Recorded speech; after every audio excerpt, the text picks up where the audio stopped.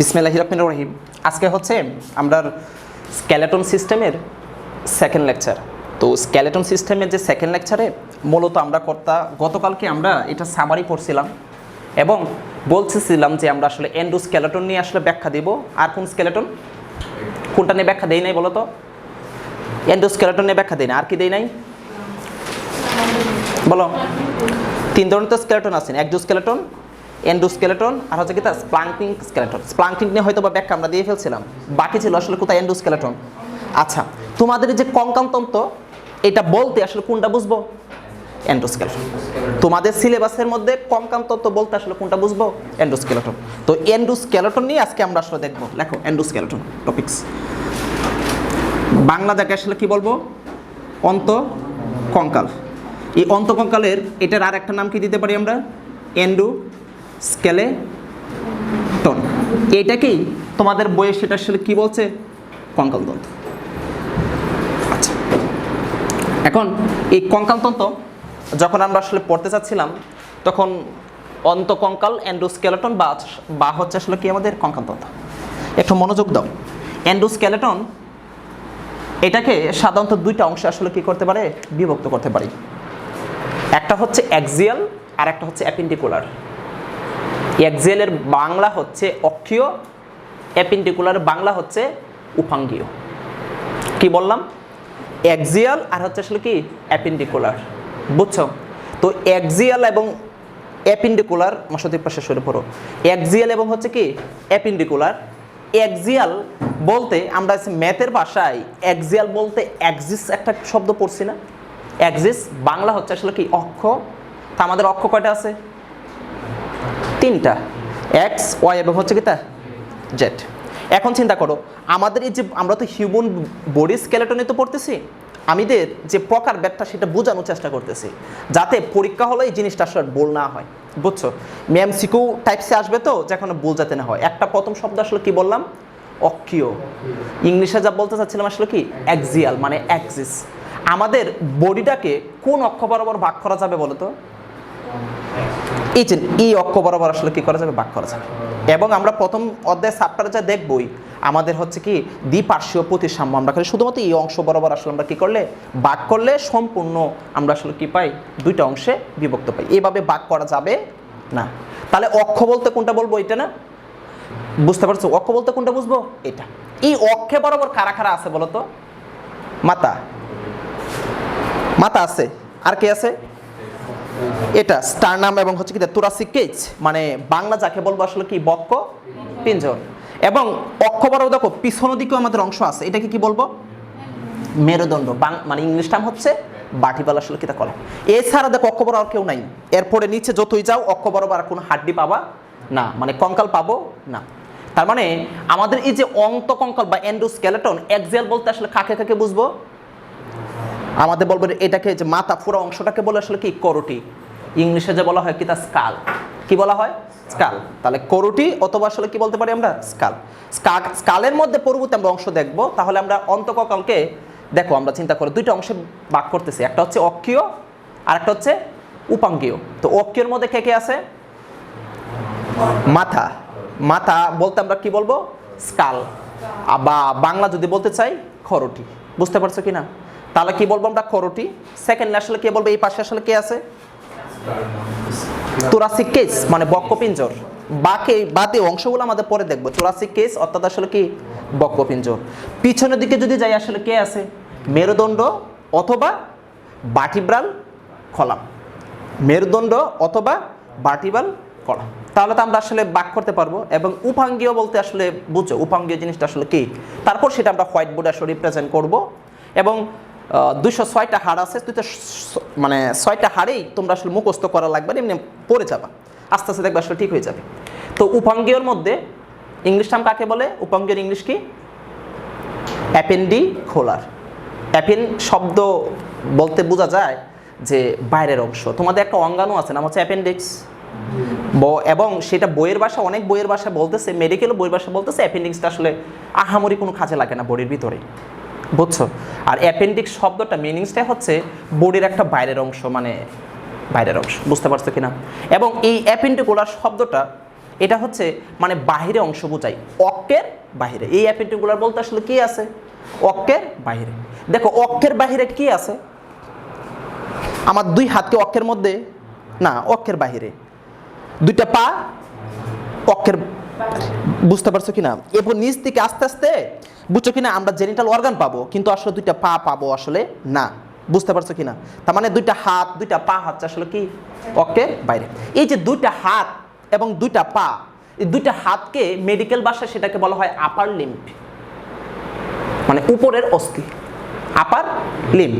নিচের দুইটা পাকে বলবো আমরা আসলে কি লোয়ার লিম্ব। সাথে সাথে উচ্চারণ করো, না হলে বায়োলজি জিনিসটা কিন্তু অনেক বেশি কঠিন হয়ে যাবে। তাহলে উপর অংশ আসলে কি বলবো? আপার লিম্ব। নিচে অংশ আসলে কি বলবো? Lower limb. এখন এই যে বডির যে আপার লিম্ব বলতে আমরা হাত বোঝাচ্ছি, এই হাতটা কার সাথে যুক্ত আছে?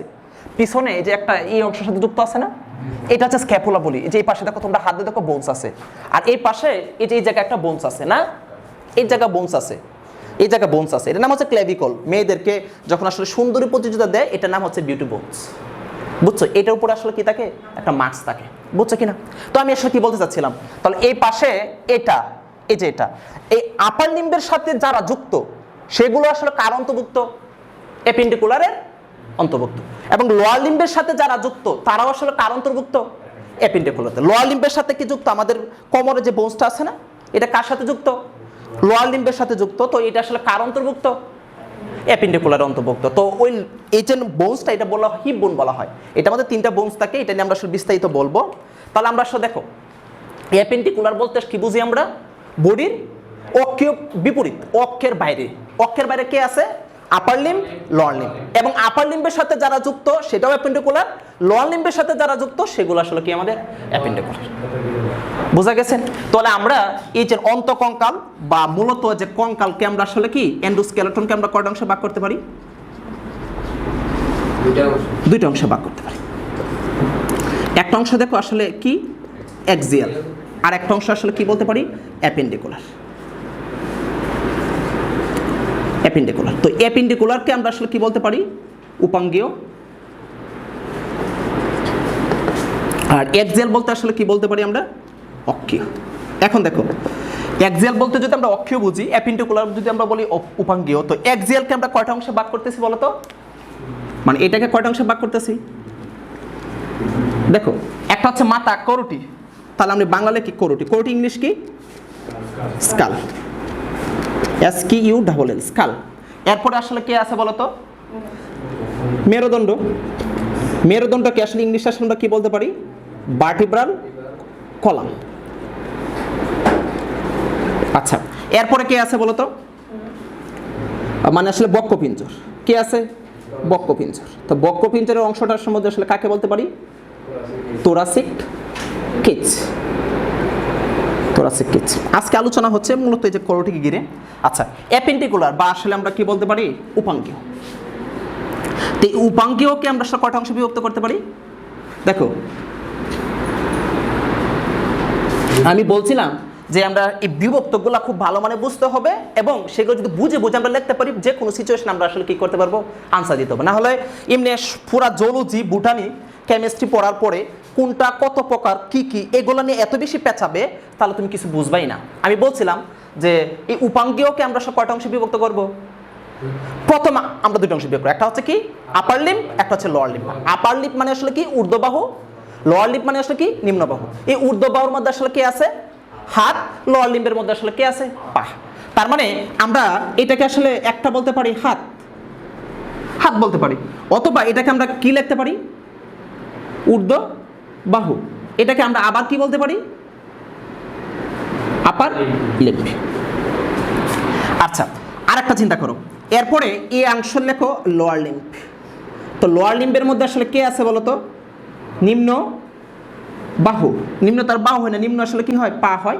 আচ্ছা, আর আমরা আসলে কি বলতে পারি? আর পা, শুধুমাত্র পাও বলতে পারি। আচ্ছা, ওকে। এখন দেখো হাত বা ঊর্ধ্ববাহু আপার লিম্বের সাথে যারা যুক্ত আছে, আপার লিম্বের সাথে যারা যুক্ত আছে, তাহলে এই হাতগুলা আপার লিম্বের যে স্ক্যাপুলার সাথে কার যুক্ত আছে? পূর্ববর্তী বক্ষপিঞ্জরের সাথে যুক্ত আছে না? আচ্ছা, তো এই অস্থি চক্রকে বলা হয় বক্ষ অস্থি চক্র। বুঝছো কিনা? একে বলা হয় ইংলিশে বলা হয় প্যাক্টোরিয়াল বোনস। কি বলা হয়? প্যাক্টোরিয়াল বোনস। বুঝছো কিনা? তোরাসিক বোনস মানে কিন্তু পুরো বক্ষপিঞ্জর। প্যাক্টোরিয়াল শব্দটা মানে হচ্ছে কি, যারা তোরাক্সের সাথে আসলে কি আছে, যুক্ত আছে। যারা নির্ভরটা হচ্ছে কার সাথে? তোরাক্সের সাথে যুক্ত। তার মানে এই যে আমরা বললাম না আপার লিম্ব, আপার লিম্বের সাথে যারা যুক্ত তারা, লোয়ার লিম্ব, লোয়ার লিম্বের সাথে যারা আসলে কি যুক্ত। বুঝছো কিনা? তাহলে আমরা কি বলবো? প্যাক্টোরিয়াল। কি বলবো? প্যাক্টোরিয়াল। বুঝছো কিনা বোনস গুলা? আর একটা হচ্ছে কি, লোয়ার লিম্ব তো বললাম, লোয়ার লিম্বের সাথে যারা যুক্ত আছে কারা? কোমরে বোনস গুলো যুক্ত আছে, এগুলোকে আসলে কোমরে, এগুলো কি বলা হয়? হিপ বোন। বাংলা যাকে বলা হয় শ্রোণী অস্থি চক্র। বুঝছো কিনা? বা ইংলিশে যদি একেবারে উচ্চারণ করতে চাই তাহলে আমরা, বুঝতে পারছো কিনা? তাহলে কি বলবো? শ্রোণী অস্থি চক্র। লেখো অস্থি চক্র। বা আমরা আসলে একসাথে বলতে পারলে আমরা হিপ বোনও বলতে পারি, বা প্যাক্টোরিয়াল পেলভিক লিখতে পারি। এটাকে পেলভিক গার্ডেলও বলতে পারি, গার্ডেল, পেলভিক গার্ডেল। আর এই প্যাক্টোরিয়াল বোনসও বলতে পারো তোমরা, আসলে গার্ডেলও বলতে পারো। বোঝা গেছে? শ্রোণী অস্থিচক্র, বা আমরা আসলে কি বলতে পারি? কোমরে বোনসও বলতে পারি, এটা তোমার ইচ্ছে। কোমরের অস্থি, এটা কয়টা কি অংশ এগুলো এমনি দেখবা টোটা হয়ে গেছে। তাহলে একটু মনোযোগ দাও। তাহলে আমি এই জায়গায় কিন্তু আসলে সংখ্যাগুলো লিখতেছি না। কেন লিখতেছি না বলো তো? সংখ্যাগুলো আমরা যখন প্র্যাকটিক্যালি করবো আস্তে আস্তে তোমার সংখ্যা সব 206টাই আসলে কি থাকবে? মন থাকবে। এখন দেখো আমাদের তোমাদের বইয়ে প্রথম অংশে যখন আসলে এটা নিয়ে আলোচনা করা হয়েছে তখন বলা হয়েছে শিশুদের যখন জন্মের সময় শিশুদের বোনস থাকে 300টি। কয়টি? 300টি। পরবর্তীতে যখন অ্যাডাল্ট পজিশনে চলে আসি তখন আসলে এটা 206টি। আমাদের যে ক্লাসিফিকেশন, এটা আসলে কিসের ক্লাসিফিকেশন? এন্ডোস্কেলেটন। বা আমরা যদি এটাকে আমাদের বইয়ের ভাষায় সেটাকে কি বলতে চাচ্ছি, মানে কঙ্কালই বলি আমরা এটাকে। হ্যাঁ, তো এইটা কিন্তু আসলে কিসের ক্লাসিফিকেশন? অ্যাডাল্টের ক্লাসিফিকেশন। অ্যাডাল্ট বলতে আসলে কারা? প্রাপ্তবয়স্ক। প্রাপ্তবয়স্ক কাছে তাদের টোটাল বোনস কয়টা আছে? 206টি। বুঝছো কিনা? এবং শিশুদের কয়টা থাকে? 300টি। এবং শিশুদের কোথায় কোথায় কমে যায় সেটা আমি দেখাবো ভিডিওতে। শিশুদের কয়টা থাকে? 300টি। কেন লিখতেছি? যে অল্প অল্প তথ্য কেন লিখতেছি? যে পরীক্ষা হলে এমবিবিএস এ পরীক্ষা হলে দেখবা এগুলো আসছে, আর কিছু নেই। বা ভার্সিটি বায়োলজি আনসার করতে যাবে, এগুলো আসছে। যেগুলো খুবই খুবই ইম্পর্টেন্ট এগুলো কিন্তু আমি আসলে হোয়াইট বোর্ডে লিখি, এছাড়া আসলে লিখি না। এখন চিন্তা করো, অ্যাক্সিয়াল আর হচ্ছে কি অ্যাপেন্ডিকুলার। তাহলে টোটাল বোনস কয়টা? 206টা। এর মধ্যে অ্যাক্সিয়াল হচ্ছে কয়টা? 80টা। আর ওইটা কি বলো তো, এটা কয়টা হবে? 126টা। বুঝছো কিনা? প্রথম অবস্থায় যে 100 মানে 33 গুলো তাকে তো করতে আস্তে আস্তে দেখবো আমরা। অ্যাক্সিয়ালকে কয়টা বলতেছি? 80টা। বুঝছো? বুঝছো? তো আমি মনে রাখতাম, দেখো এভাবে মনে রাখতাম, অ্যাক্সিয়াল মানে হচ্ছে অক্ষ। অক্ষ মানে কেমিস্ট্রি ভাষায় সে মানে একটা শব্দ পড়ছে না, অস্টক। অস্টক মানে আসলে কি? তাই আটের নিয়ম, যারা মানে যাদের ইলেকট্রন বিন্যাসটা আসলে মানে আসলে নিষ্ক্রিয় গ্যাস, সেটা অস্টক আসলে পূর্ণ করতে চায় স্থিতিশীলতার জন্য, অস্টক। তাহলে এই যে অস্টক মানে আসলে 8 না? তাহলে এক্সেল মানতে মনে করতাম কয়টা? 80। এখন 80 যদি পারি তো 206 থেকে এটা বিয়োগ করলে আসলে 100 কয়টা হবে? 26টা। আর বাকি যে সংখ্যাগুলো, এই যে নিচে যে সংখ্যাগুলো তোমাদের সিলেবাসে দেওয়া আছে, সেই সংখ্যাগুলো আমরা কি মুখস্থ করবো না? দরকার নাই, সবগুলোই দরকার আছে। এবং প্রত্যেকটা বোনস নিয়ে আমাদের কথা বলতে হবে। সো সংখ্যাগুলো আমরা লাস্টে পড়বো, এমনি দেখো তুমি নিজেই মনে হয়ে যাবে। এখন আর মুখস্থ করার আসলে কি নাই, কোনো কিছু নাই। কথা বোঝা গেছে? এখন পরবর্তী তোলো। এখন পরবর্তী অংশে তোলো, পরবর্তী অংশে আসলে আমরা কি করবো? পড়বো। তোলো।